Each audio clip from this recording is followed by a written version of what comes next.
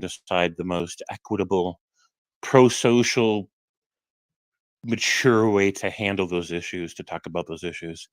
And I have a basic framework for that, but I need to be in just the right frame of mind to do it. And I just haven't been.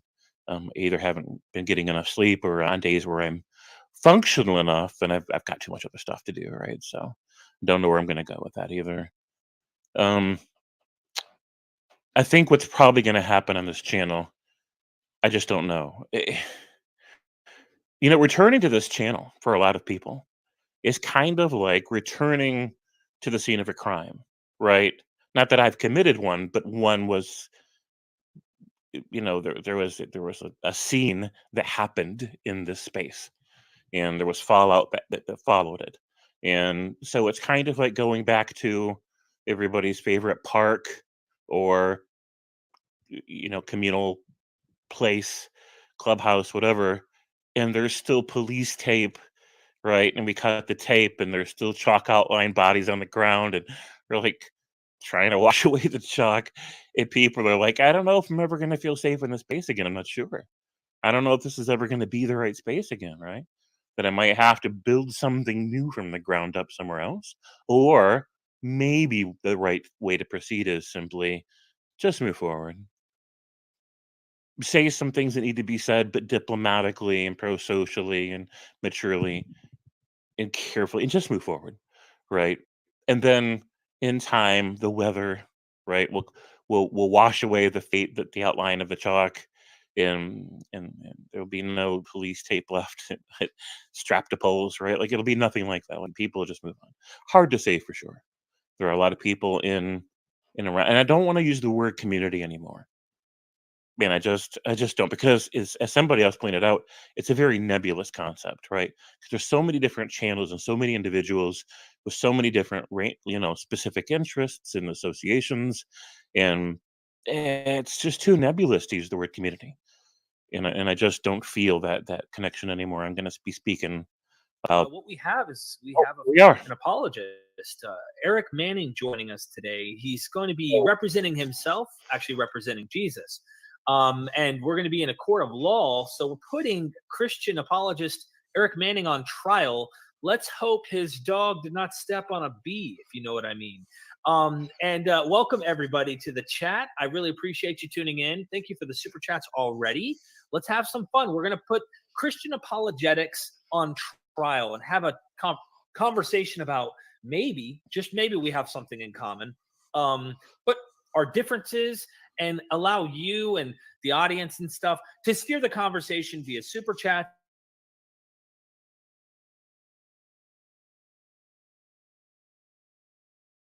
Of course, I get all ready to go, and this dog starts barking off the hook over here. Hello, what's up? I'm trying to do this format here. I'll give it a little bit of time.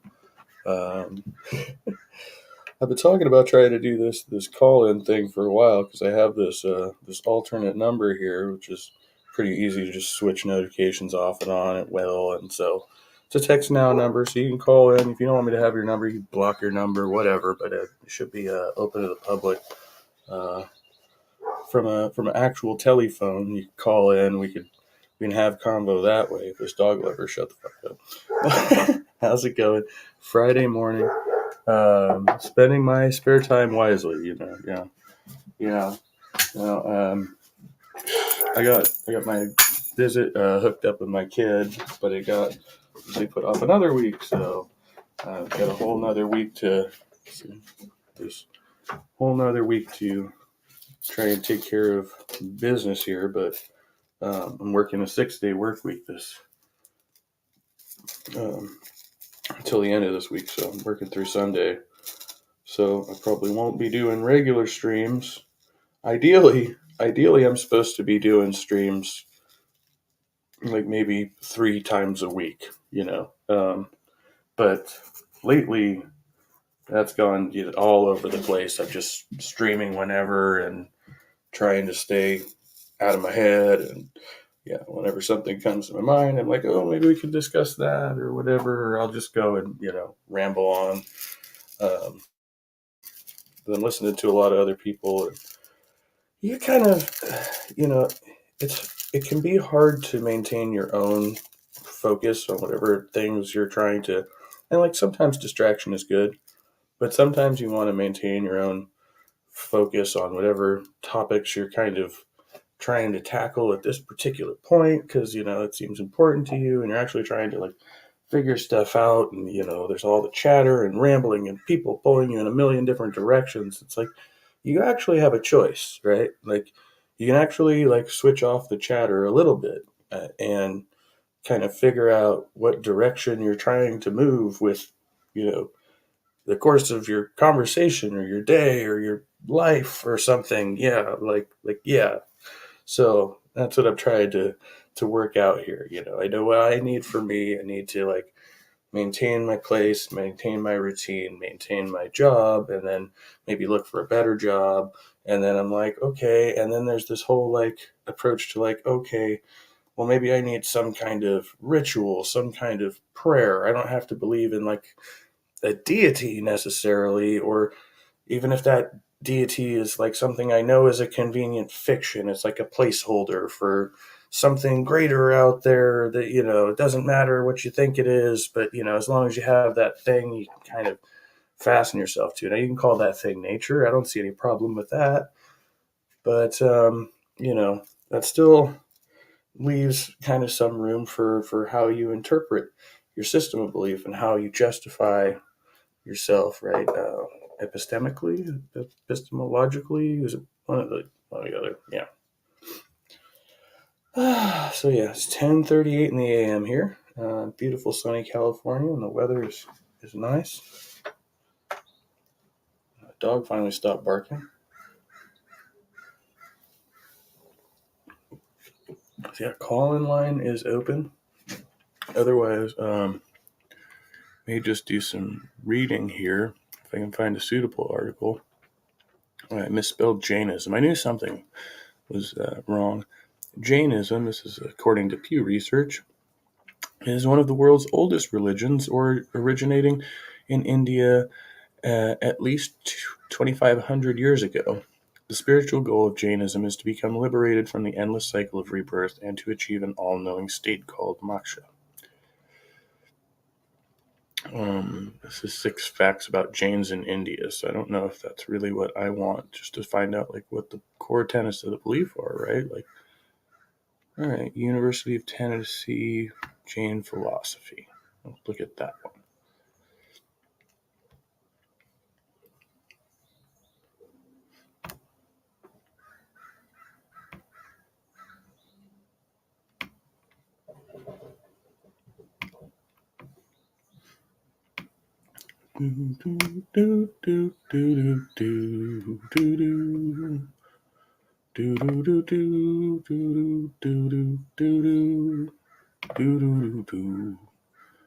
Please hold. What's up, Christian Carpenter? Look at the trees.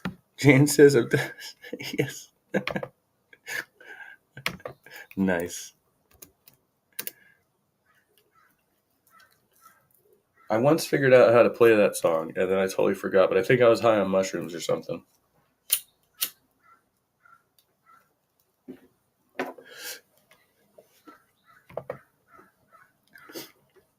Okay, so this is the Internet Encyclopedia of Philosophy, apparently, IEP, which also stands for Individualized Education Plan or Individualized Education Program here. I used to have one of those. A peer-reviewed academic resource, well, that's good to know. I like the hand.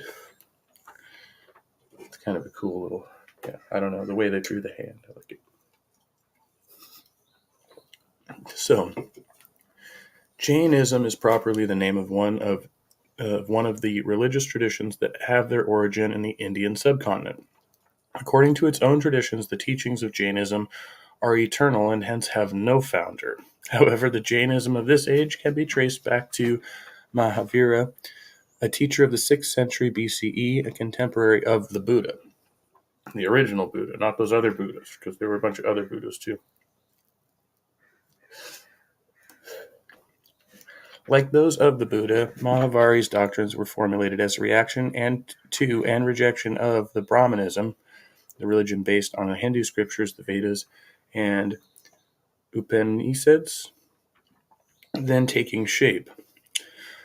The Brahmins taught the division of society into rigidly delineated castes and a doctrine of reincarnation guided by karma or merit brought about by the moral qualities of actions. Their schools of thought, since they respected the authority of the Vedas and Upanishads, were known as Orthodox darsanas. Darsanas means literally views. Jainism and Buddhism, along with a school of materialists called Carvaka, were regarded as the unorthodox darsanas because they taught that the Vedas and Upanishads and hence the Brahmin caste had no authority. Okay, so we see this religion as like founded like it was antithetical to the popular religion of the time, or the religion that was being popularized at the time in India, right? I guess. So it's like you've got like the Buddha, the Jainis, and these Brahminists that apparently are like in power, and so I don't know. That's kind of a history of it, but I want to know what the tenets of the philosophy are.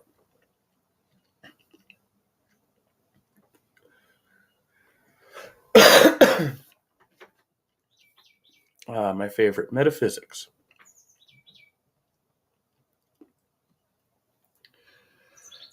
All right. I'm just going to read slowly. We could shift gears at any point in time, but for the sake of this conversation, though. According to Jain thought, the basic constituents of reality are souls, matter. I'm not going to attempt to read the. Okay, maybe I will. Souls, or Jiva, matter, Pugala, motion, Dharma. So motion is Dharma. Rest is Adharma. Space, Asa, and time, Kala. Space is understood to be infinite in all directions, but not all space is inhabitable. Interesting.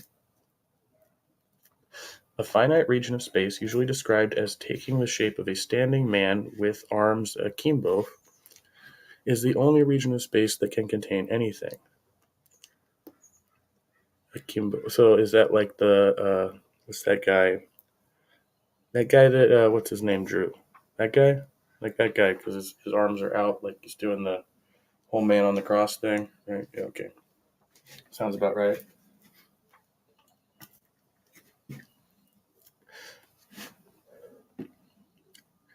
All right.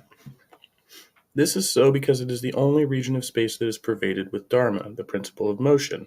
Adharma is not simply the absence of Dharma, but rather a principle that causes objects to stop moving, like gravity. The physical world resides, gravity and friction, something like that. The physical world resides in the narrow part of the middle of inhabitable space. The rest of the inhabitable universe may contain gods or other spirits. Okay, wait. So, if there's space that is inhabitable, but we do not inhabit it, it may contain gods or other spirits. Okay, I mean, I guess, yeah. I can't see them, so maybe they're there, or maybe, yeah. Can't say they're not there, right? Okay. While Jainism is dualistic, that is, matter and souls are thought to be entirely different types of substance, it is frequently said to be atheistic. What is denied is a creator God above all. The universe is eternal, matter and souls being equally uncreated. The universe contains gods who may be worshipped for various reasons, but there is no being outside it exercising control over it. The gods and other superhuman beings are all just as subject to karma and rebirth as human beings are. By their actions, souls accumulate karma, which is understood to be a kind of matter, and that accumulation draws them back into a body after death. Hence, all souls have undergone an infinite number of previous lives, and, with the exception of those who, when released from the bondage of karma, will continue to reincarnate, each new life determined by the kind and amount of karma accumulated. Release is achieved by purging the soul of all karma, good and bad. How can you do that?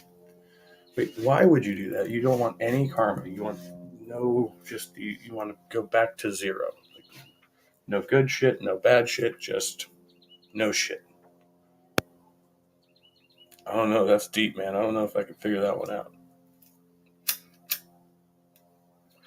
I'm a completely chaotic neutral in this game of life. What's up, Housey? Interdimensional beings, yes.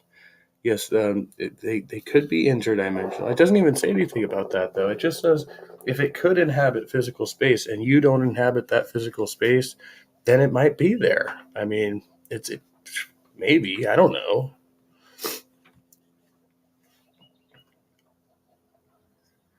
Every living thing has a soul, so every living thing can be harmed or helped.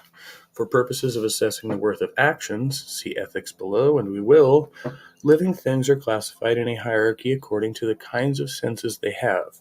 The more senses a being has, the more ways it can be harmed or helped. This kind of sounds like that argument, though, that says, well, if a thing can't respond to pain, that means that it doesn't feel pain, but that's not really necessarily true, is it? Yeah, that's definitely a farce. I mean, plants, various one-celled animals, and elemental beings, or beings made of one of the four elements, earth, air, fire, or water, have only one sense, the sense of touch. Okay, so you say.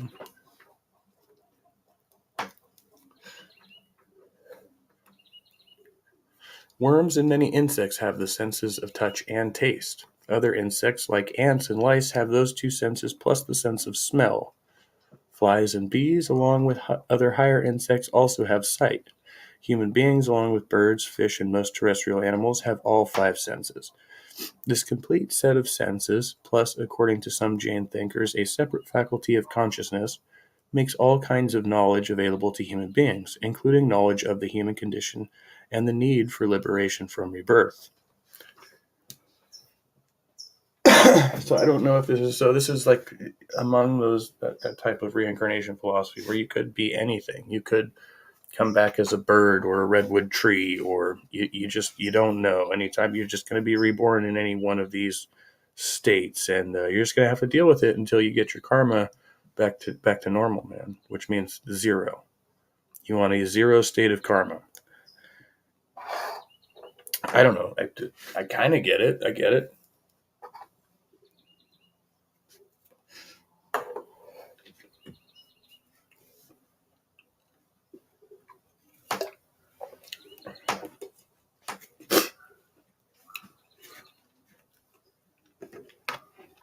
All right. We'll do music. The quest lines are now open.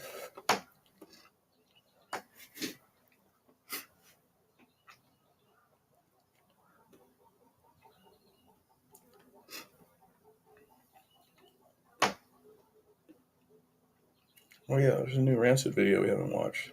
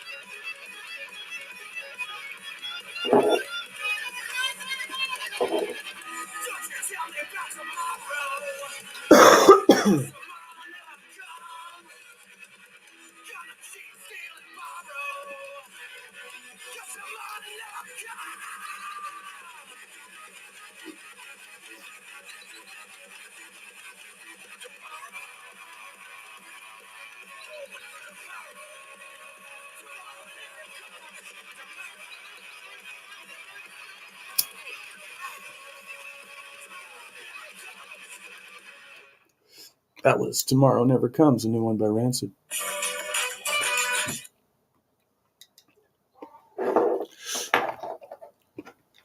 Fucking always enjoy listening to those guys. They are fucking really something.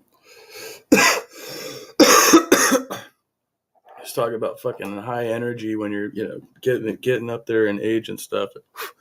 Those guys just keep bringing the fucking hits out, man. Yeah. I guess we'll address. I said hello to Christian Carpenter earlier, but Christian Carpenter left a very important comment here. A structured routine helps me keep all my ducks in a row, and that's very true. I mean, it will definitely help with that. For me, like, it's necessary for me to have like normalcy in my life. Like, if I leave my routines, too far in one direction or another, I will, like, everything will fall off the rails. I've done this a number of times in the last couple of years where I'm like, okay, I'm going to go do this thing and venture out into the universe. And then I go out there and, I forget my towel. I forget that, don't panic. Always bring a towel. Hitchhiker's Guide shit, like, no, you can't go out to the universe like that. You're going to have to slow it down a little bit there, little buddy. And sorry to hear it's raining hard there. We've got sunshine out here. Lots and lots of sunshine. And if anyone wants to call in, challenge this idea, tell me why I should believe in a monotheistic religion. The number is down there in the descript. I guess I can maybe, how do I do that again? Oh yeah, I can share the YouTube stream. It's not super important. Yeah. When is this ever super important? Oh, it was pretty super important when I was having like a mental health crisis, I guess. So the universe responds when it needs to. Otherwise, it, for the most part, leaves you to your own devices.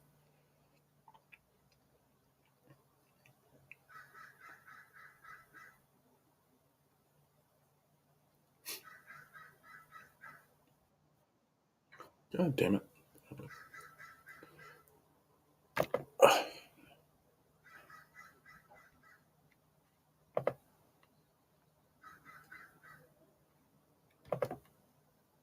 Share to Twitter. I still can't share to Facebook over here, though. Gosh, I have a pimple. It's a good thing you can't see me. I haven't gotten a chance to groom and bathe yet. Urgh.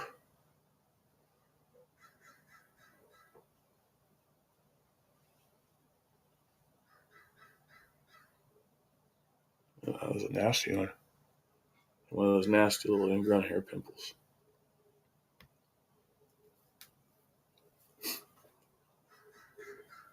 See how it's happened again, and how I'm not following Peter on Twitter.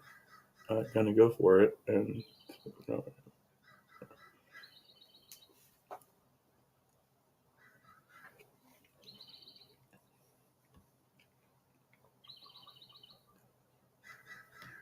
while we're here,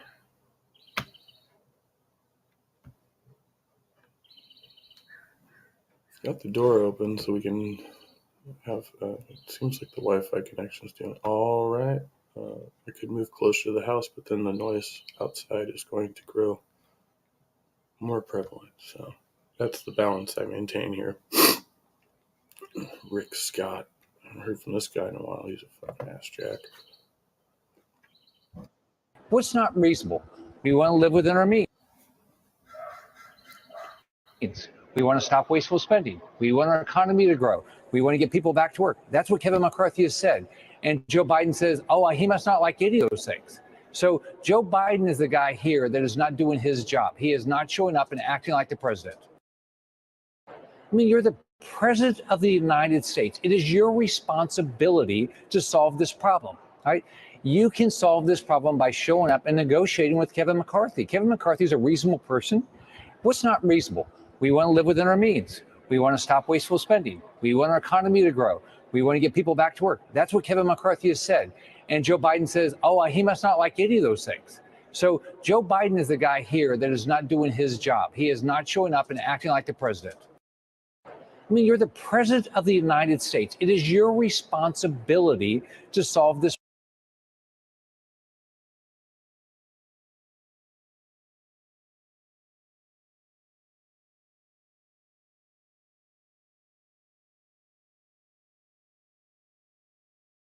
Shit.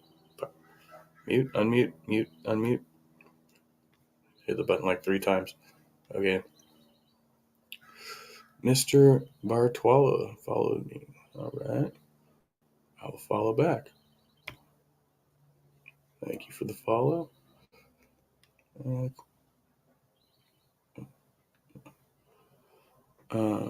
Yeah, we're getting these. Someone you follow, subscribe to somebody else. Maybe you'd like to see that too. Yeah. Okay.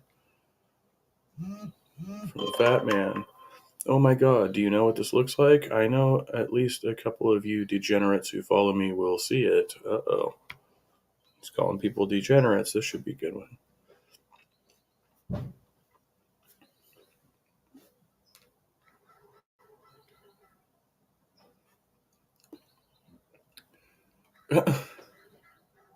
A soundproof, breathable device to silence your baby's cries during long flights and movie nights. Babymute.com.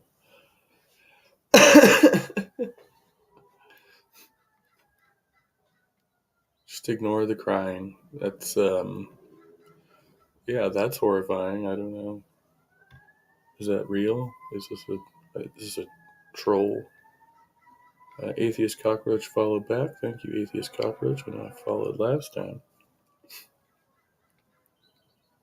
Yeah, I think that's all of them.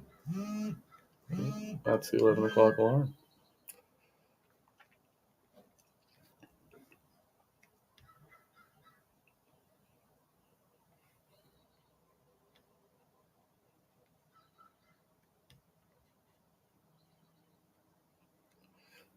SQM, Albemarle, shares slide as Chile targets state control over lithium. Is that what this is? This is lithium. Well, obviously it's some kind of man-made. What are these batteries? I don't know what that is.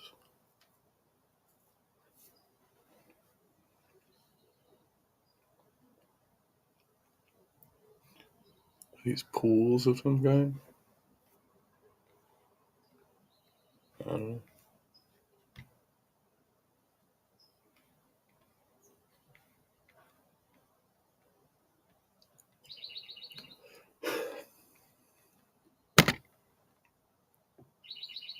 This is why I love retweets, because you have to go and find the original thread to even know what the fuck they're talking about, but no, that's alright.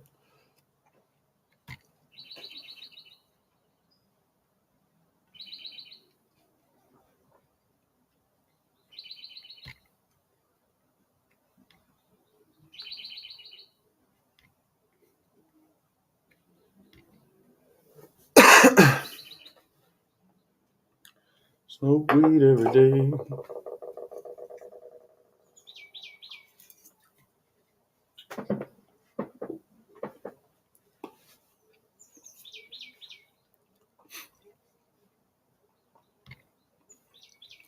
Alright, we are at epistemology and logic. And I might get a little larger if I do the this thingy here. A little larger for your viewing pleasure. Underlying Jain epistemology is the idea that reality is multifaceted, anakhanta, or non-one-sided. Okay. Such that no view can capture it in its entirety. That is, no single statement or set of statements captures the complete truth about the objects they describe.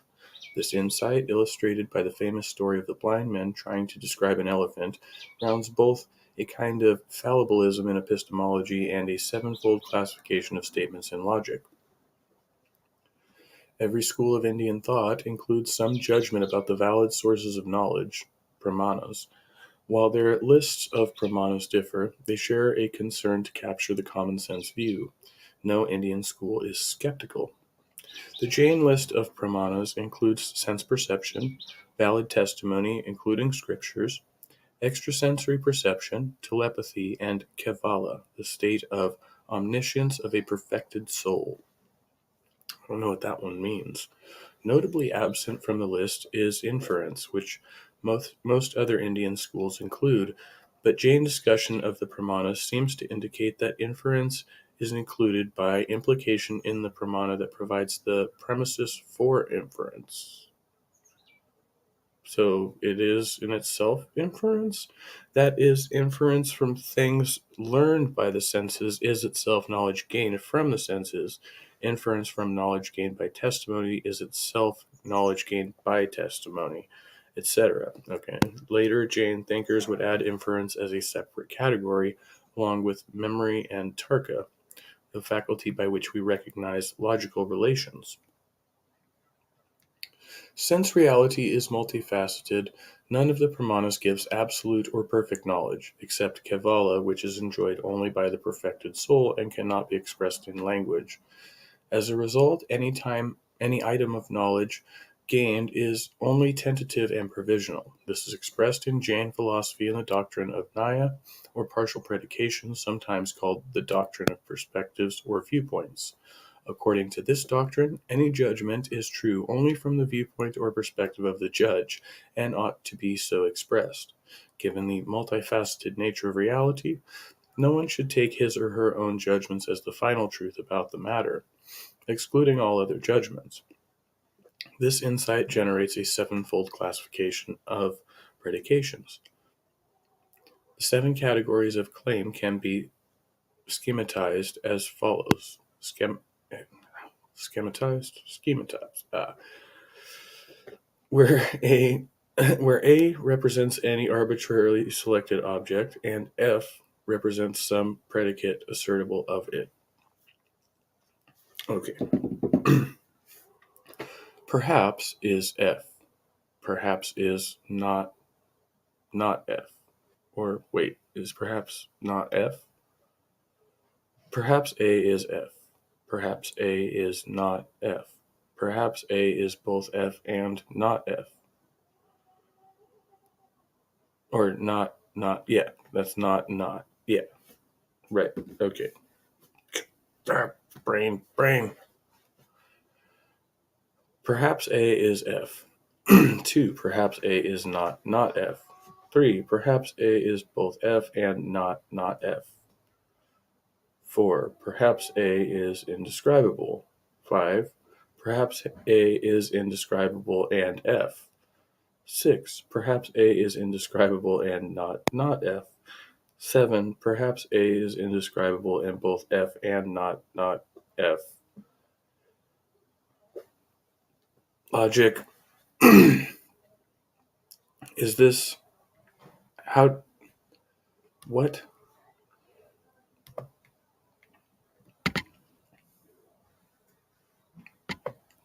The actual fuck.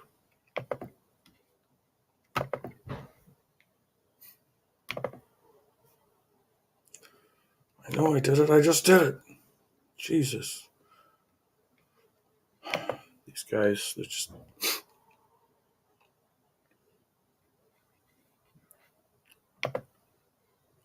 This is gonna break my fucking brain, okay? Can anybody just.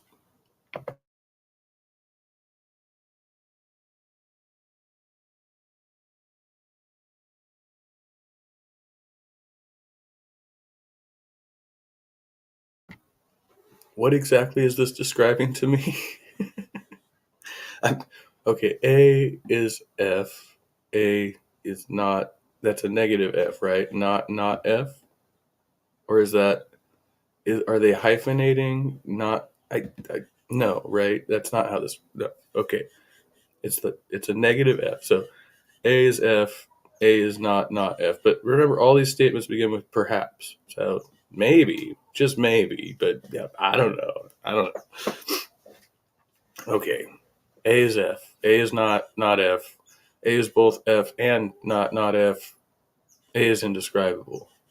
A is indescribable and F. A is indescribable and not F. A is indescribable and both F and not F. Yeah, that thing. So we're talking about a thing that might be indescribable, which doesn't need. That's not even logically coherent. If you can't describe the thing, then there is no thing. There's just no words there. Okay, we're talking about a thing that you can't talk about, and it's both the thing and not the thing. Sort of something like that. I don't know. I don't know what any of that means.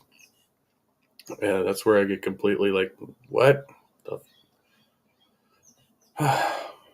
Each predication is preceded by a marker of uncertainty, Sayat, which I have rendered here as perhaps, right? Some render it as from a perspective, or somehow. However it is translated, it is intended to mark respect for the multifaceted nature of reality by showing a lack of conclusive certainty. Well, I could jive with that, yeah. We're not really certain about a lot of things, or maybe most things, and so, yeah, maybe. From my perspective, early Jain philosophical works, especially the Tarvata Sutra, indicate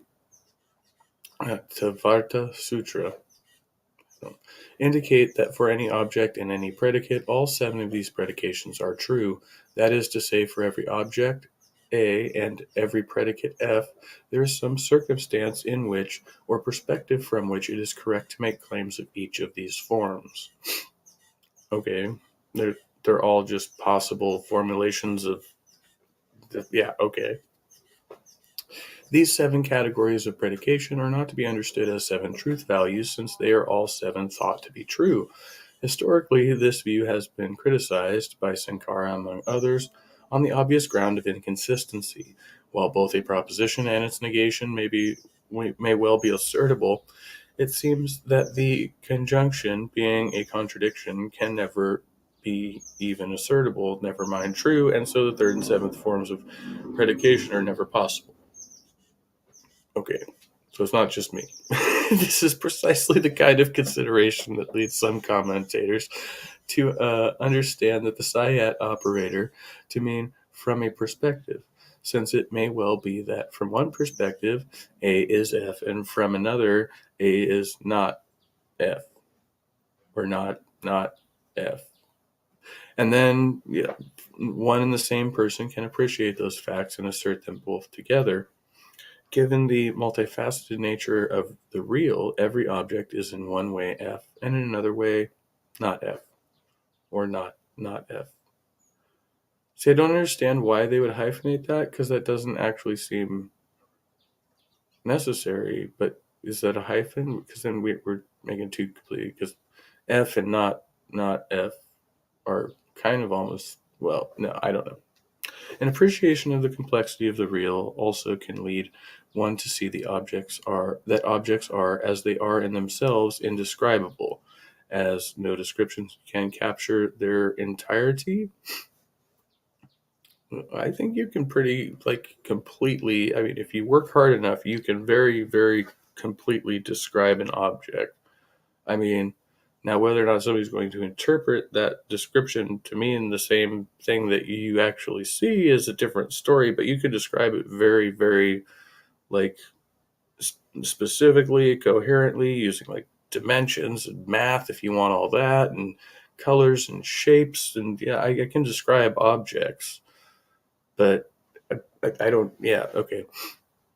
I guess you're saying the nature of the when you're talking about people and stuff, things, conscious beings and stuff, trying to really describe that person in their entirety, down to that becomes like far more complex. But describing a chair is not that complex. So does this logic pertain to the description of chairs or no? I don't know. Citation needed. This yields the fourth form of predication, which can then be combined with other insights to yield the last three forms, right? Lacking in description, therefore, I just bullshit. This is my problem. I get into it, and then I'm like, what is this? This is weird. Why do we need this? But I guess it's like a tolerance thing or something. Yeah, we're tolerancing. Perhaps the deepest problem with this doctrine is one that troubles all forms of skepticism and fallibilism to one degree or another. It seems to be self-defeating. After all, if reality is multifaceted, and that keeps us from making absolute judgments, since my judgment and its negation will both be equally true, the doctrines that underlie Jain epistemology are themselves equally tentative. For example, take the doctrine of Anakantivada. Anakantavada. And I know that's not how I'm supposed to pronounce it, but that's as close as we're going to get. According to that doctrine, reality is so complex that any claim about it will necessarily fall short of complete accuracy. The doctrine itself must then fall short of complete accuracy. Therefore, we should say perhaps, or from a perspective, reality is multifaceted.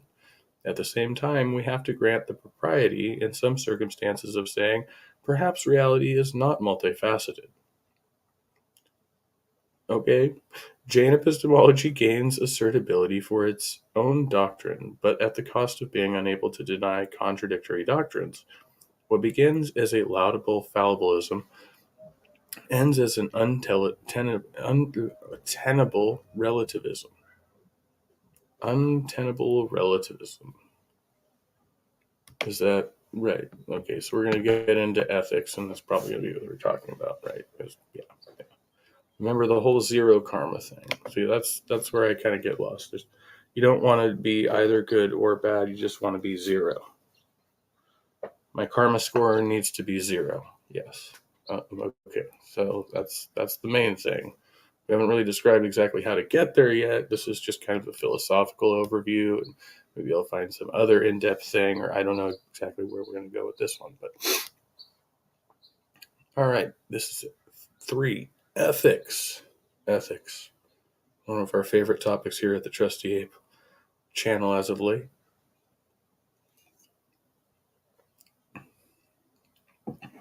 Clear my throat. It's a little scratchy. Given that the proper goal for a Jain is release from death and rebirth is caused by the accumulation of karma, all Jain ethics aims at purging karma that has been accumulated and ceasing to accumulate new karma. Like Buddhists and Hindus, Jains believe that good karma leads to better circumstances in the next life, and bad karma to worse. However, since they conceive karma to be a material substance that draws the soul back into the body, all karma, both good and bad, leads to rebirth in the body. No karma can help a person achieve liberation from rebirth. No karma, say that again, no karma can help a person achieve liberation from rebirth. So if you don't want to be reborn, you want no karma. That's okay. We're all right here, right? Yes, okay. Karma comes in different kinds, according to the kind of actions and intentions that attract it. In particular, it comes from 4 basic sources. 1, attachment to worldly things.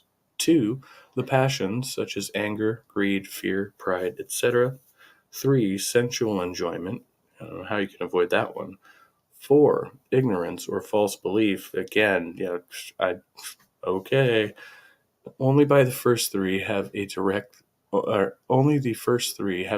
ethical or moral upshot, since ignorance is cured by knowledge, not by moral action.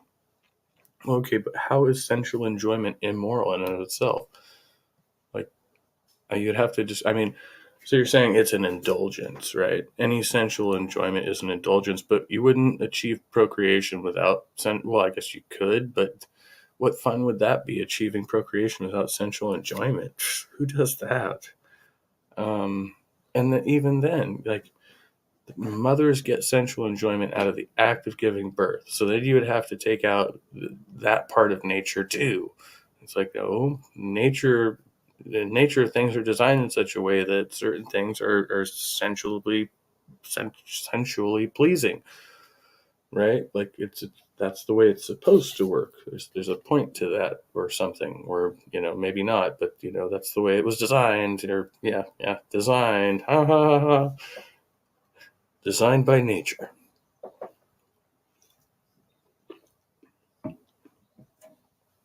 That just reminded me of Naughty by Nature for some reason. I don't know. It's okay. Yeah, that's where my brain went. The moral life, then, is in part the life devoted to breaking attachments to the world, including attachments to sensual enjoyment. See, I knew I was focused on that for a reason. Hence, the moral ideal in Jainism is an ascetic ideal? Ascetic? Okay, I have to define this word. Characterized by or suggesting the practice of severe self-discipline and abstention from all forms of indulgence, typically for religious reasons. Okay, yes. Ascetic. Like ascetic Jews? Is it the same word? I just don't really read it very often. I don't really read it very often, so. Monks who, as in Buddhism, live by stricter rules than laymen, and, supposedly Catholics, that are constrained by 5 cardinal rules, the 5 vows. 1, ahimsa, frequently translated non-violence or non-harming. Okay, well, like that one. Satya, or truthfulness. Estia, not taking anything that is not given, so no stealing. Brahmacharya, chastity. Oh boy. And aparigraha. Words. These words are in foreign languages. Aparigraha. Detachment. This list differs from the rules binding on Buddhists only in that the Buddhism requires abstention from intoxicants and has no separate rule against attachment to things of the world. Okay, so wait, so this one doesn't require abstention from intoxicants. So we can do as much heroin as we want under this dogma, right? And drunk all the time, as long as I don't hurt anybody. I can, but okay, yeah, we won't get into that one. I mean, that's too complex. Yeah. And then no separate rule against attachment to things of the world. So, like, is that like charms and maybe your house or something like that? Like, because I thought all like the Buddhists and stuff were supposed to detach from all of their like material possessions except like just what they need to survive, like the clothes on your back and the stick and like that's it, right? Like you got like a little bag full of like you got some bread in there, and a little jug of water or something. Like that's all you have. Isn't that how they do it? That's no.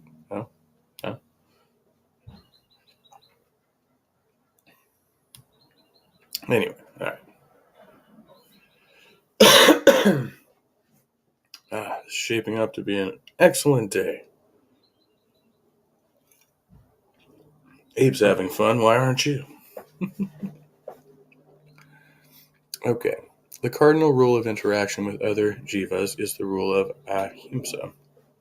This is because harming other jivas is caused by either passions, like anger, or ignorance of their nature as living beings. Consequently, Jains are required to be vegetarians. Oh, okay. So we have to be vegetarians if we are to be Jains, because we can't kill things. We can't kill things. We can eat their eggs. Well, I don't know if we can eat their eggs, but we can eat their cheese and have their milk. We just can't kill them. Okay. According to the earliest Jain documents, plants both are and contain living beings, although one sense beings, so even a vegetarian life does harm. What? Okay. This is why the ideal way to end one's life for a Jain is to sit motionless and starve to death. Nice. I think I kind of like that. Yeah, just starve to death. Yeah. I mean, it seems sensible. Like Mahavira himself and other great Jain saints are said to have died this way. That is the only way to be sure you are doing no harm to any living being. Well, except the poor sap that has to clean you up, right? Find some like emaciated old person just like sitting there frozen, fucking probably, shit and pissed himself to the end of fucking, and then it's like, psh, well, yeah, somebody's still got to clean this mess up. So that guy still got a little bit of psychological harm, maybe. I mean, maybe he's a thick-skinned dude. Maybe he's seen a lot of dead bodies, and you're like just another. And you're so, hey, and you're really emaciated, so you're easy to carry, right? You're already like you've lost a lot of weight in the process. So yeah, I mean, I guess there's that one. While it may seem that this code of behavior is not really moral, since it is aimed at a specific reward for the agent and is therefore entirely self-interested, it should be noted that the same can be said of any religion based on moral code. Furthermore, like the Hindus and Buddhists, Jains believe that the only reason that personal advantage accrues to moral behavior is that the very structure of the universe in the form of the law of karma makes it so. And here's references for further reading. Do do do do do do do.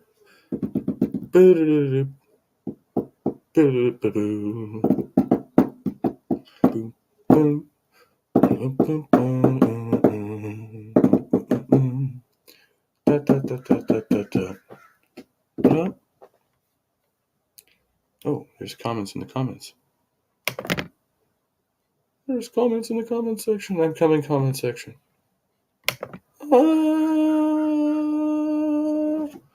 Oh, what's up? 420 Atheist, my brother Sammy. Wait, so this is the one that said can't take anything that it's not given means it literally. So like you can't even like take like a thing that gets lost on the ground, like that type of thing, like, or is that, how do we consider that? I don't know. Like, there's sects that will only eat food that's given to them, so they won't pick from a tree or something like that. Going to the temples to feed the monks.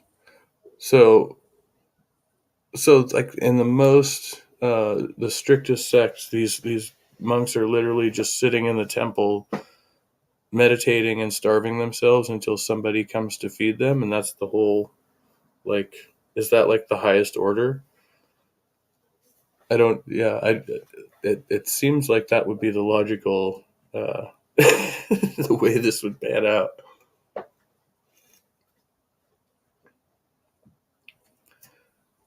Well, since you're here, Sammy, I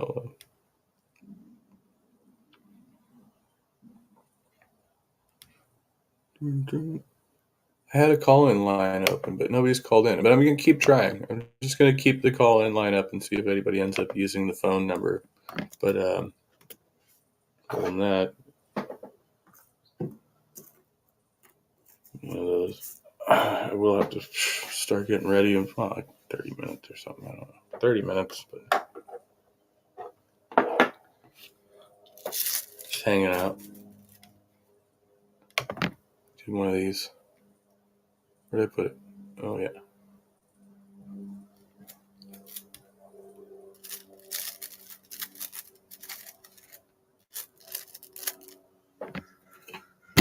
Oh, yeah, yesterday was good. The day before was freaking rough. I was trying to keep this balance going over here. So yeah, I'm working through the weekend and just gonna try and keep my head above water. This guy is supposed to come through again this week to work on the car, but yeah, well, I shan't hold my breath. I shan't. So yeah, it's just been, and I didn't even bring the key, so I can't move it today. But that's all right. I just moved it day before. So yeah, it's like 3 days from the time they tag it. So I'll have plenty of time to come move it if that happens. But I'm trying to avoid that. It's never fun. peeling the stickers off your window.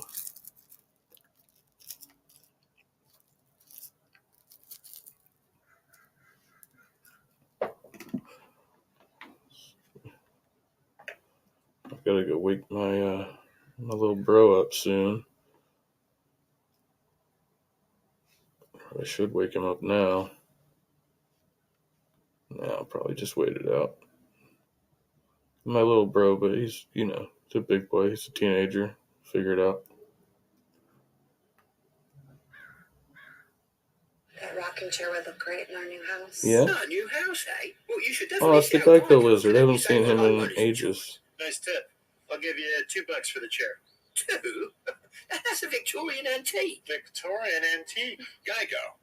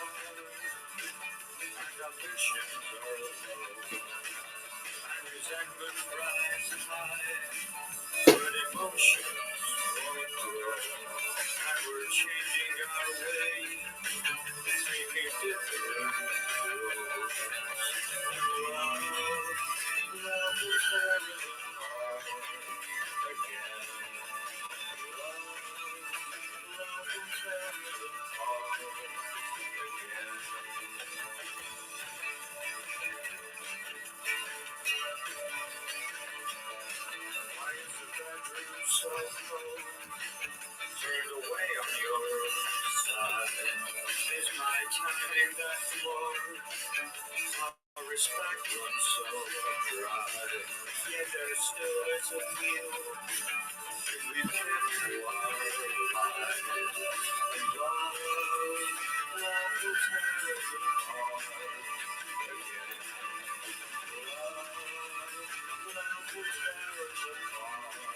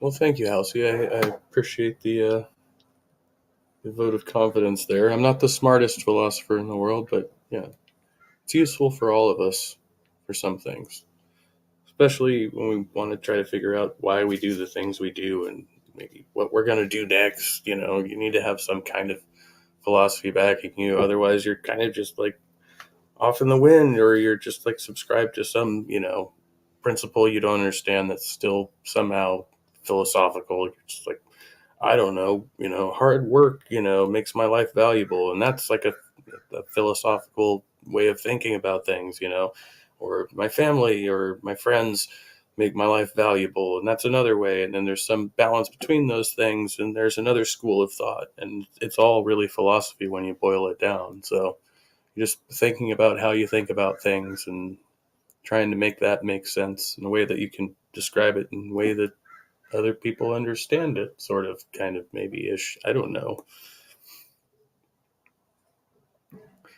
Native elders say, why Wasiku philosophers are people who know less and less about more and more until they know nothing about everything, that they sit and talk while others go out and do.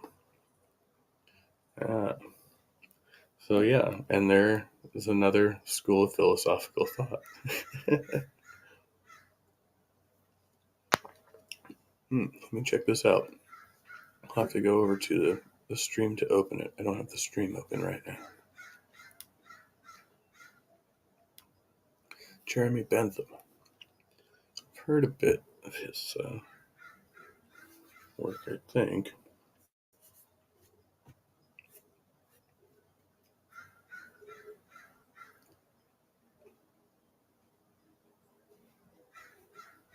Now I'm going to hear myself talk. Oh no, it should still be muted.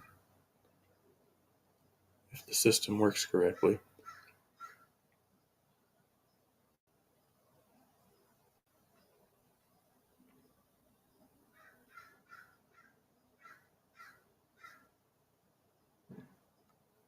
And waiting for chat to pop up. See, slow internet connection always helps. Gonna slow you way down, brother.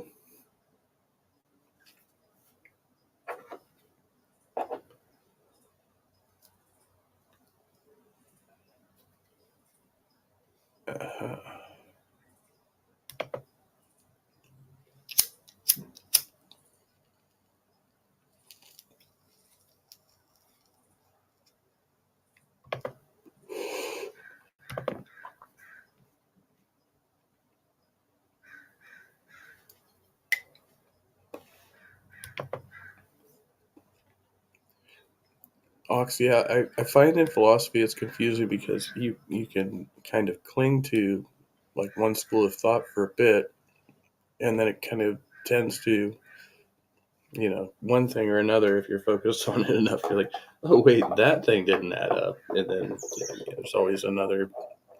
So somebody who's contrapointed that point, and then Jeremy Bentham, from 1748 to 1832, was an English philosopher and political radical.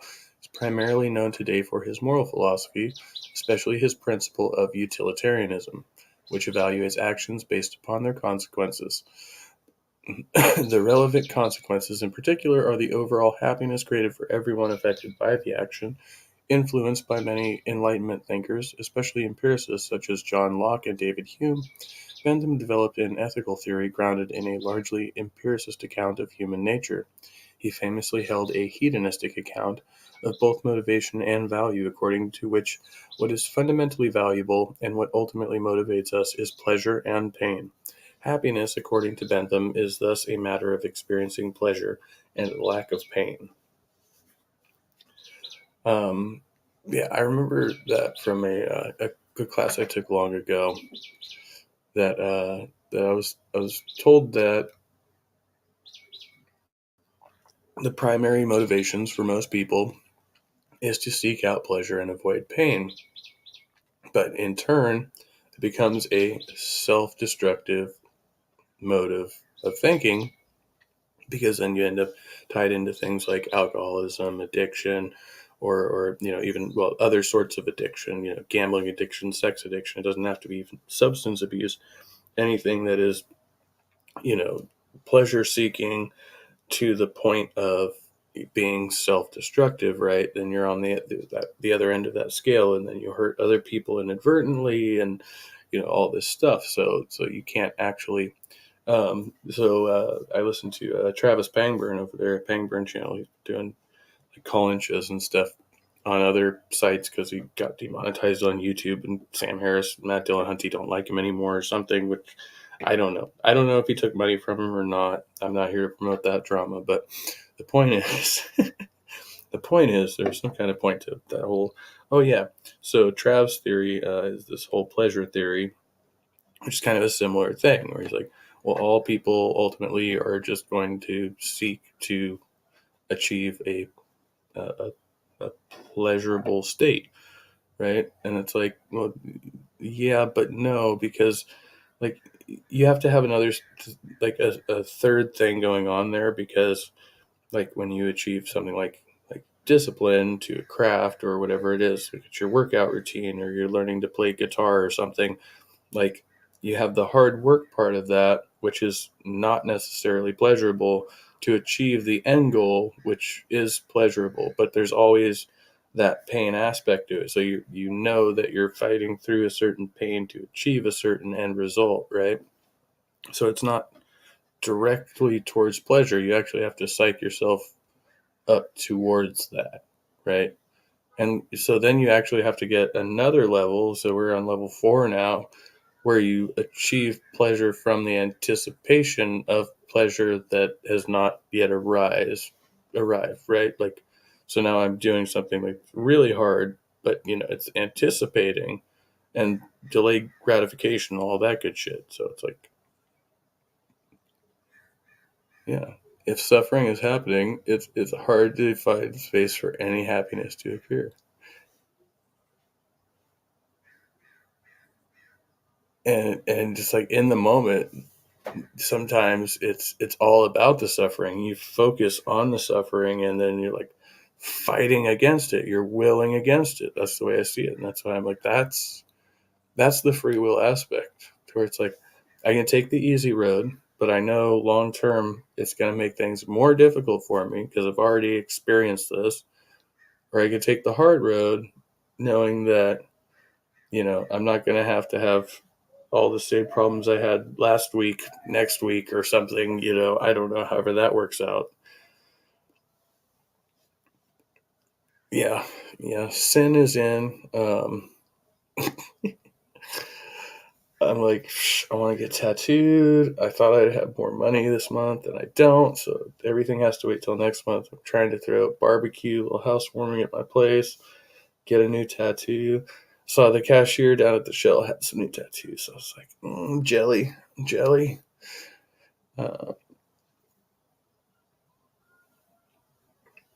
Yeah.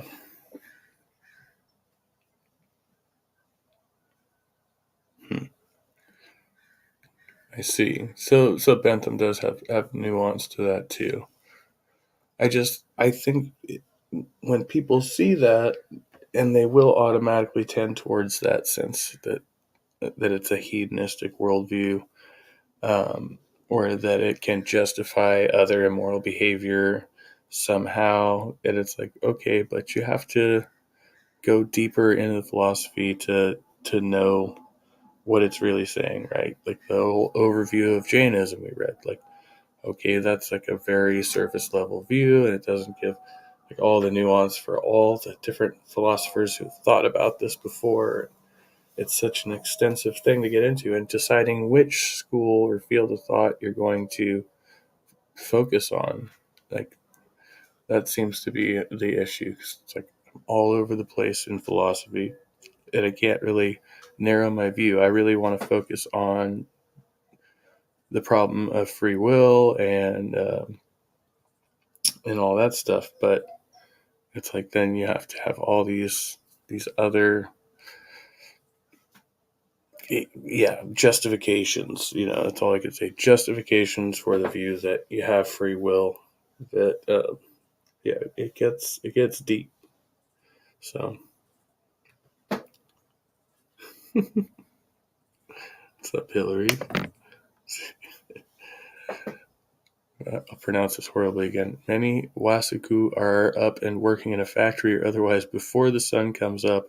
Then they curse the day being nearly over, and then they go to sleep.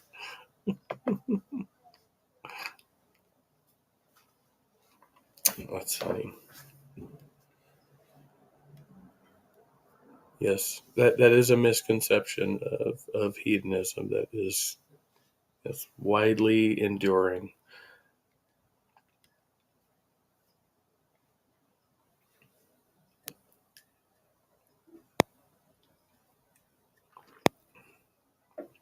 Now, 11:42.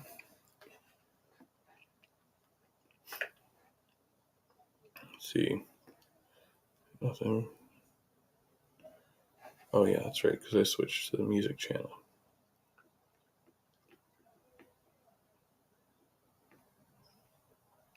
Let's see. Any shout outs? Folks going live. Oh yeah, Myth Vision is on now, which is what James Apperson was talking about when we first came on. He was doing a pre-show. I don't know if he's on the Myth Vision podcast or but he's on now. I don't see any other lives right now, but check out Myth Vision podcast. Oh well, they don't need my help. Oh no, Apology is on. That's why he was looking at it. Yeah, I have 496 watching. So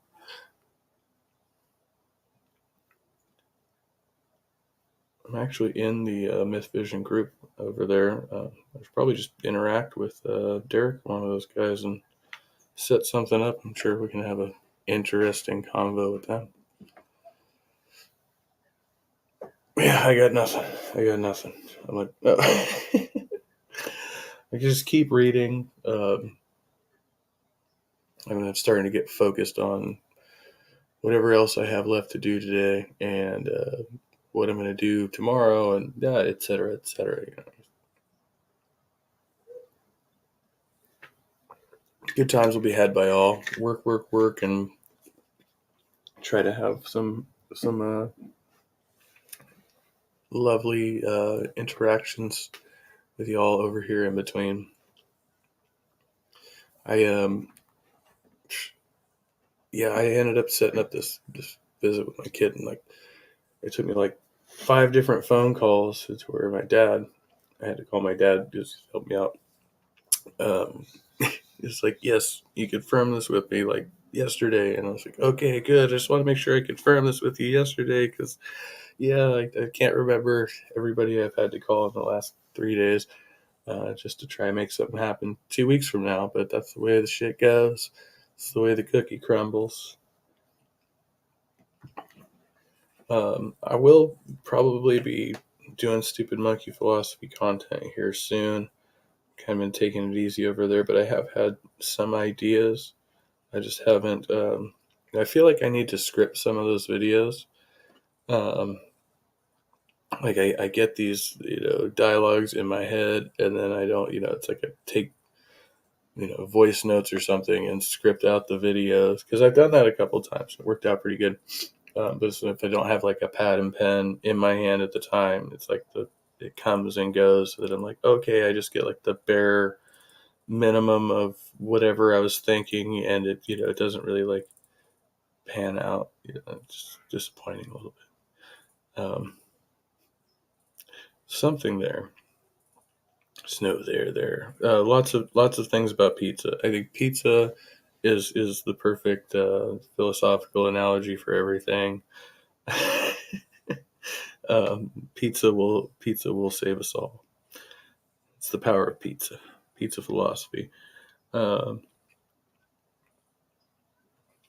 gosh, yes, this guy. Ultimated Judeo-Christian is back. Ontologically, biblically debating people. Greetings all. This is YouTuber Ultimated Judeo-Christian. Heard this video title for onto theological love and educating others. That's not the title of the video. Please subscribe. That's not the title of the video. So we'll be getting back to that because that guy just makes me belly laugh every time. See, yes, we are opposing the lobsterist and the flying spaghetti monster. We are now at round cheese bread is God. This is our deity. Come join us we'll have a pizza cult. We'll have pizza every Tuesday and Thursday, and every other Saturday morning or something. I don't know. Yeah, eat pizza whenever you want. Just be careful with all that cheese, because might get you backed up back there. All right. I think this is the part where I say thank you for coming by, Halsey, Hillary's emails, Ox. Other people were here earlier, right? Was there somebody else? Yeah, Christian Carpenter. Look at the trees. Sammy, 420 Atheist. Love seeing y'all, and talking shop, talking philosophy, learning a little something, and get to sharing our experiences. And yeah, we'll see what happens tonight. I'm probably gonna go home, maybe up for it, maybe not. It's all up in the air. Much love, and be well.